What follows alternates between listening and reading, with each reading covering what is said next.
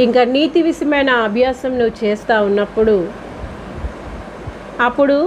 ఇప్పుడు నీతి కార్యాలు చేయడానికి నీ యొక్క అవయవం సిద్ధపడతాయి. అప్పుడు నువ్వు నీతిమంతుడిగా నీతిమంతురాలుగా తీర్చబడతావు. ఈ యొక్క నీతి కార్యాలు చేస్తూ నీతి అభ్యాసం చేస్తున్నప్పుడు నువ్వు పరిశుద్ధతలోకి నడిపించబడతావు. అంటే భూమి మీద ఉన్నప్పుడే నీ అవయవాలన్నీ పరిశుద్ధతకి సిద్ధపడతావు. బాబా కుకురి కబా పూర్య వశాంధర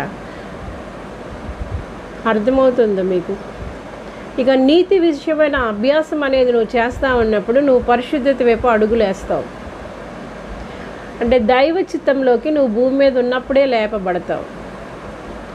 ఇలా నువ్వు నీతి నుంచి పరిశుద్ధతలోకి వెళ్ళే పరిస్థితుల్లో నీ యొక్క ఆశని ఆకాంక్షని చూసి పరిశుద్ధాత్మ దేవుడే వచ్చి నీలో నివాసం చేస్తారు. తండ్రి యొక్క ఆత్మదేవుడు, కుమారుని యొక్క ఆత్మదేవుడు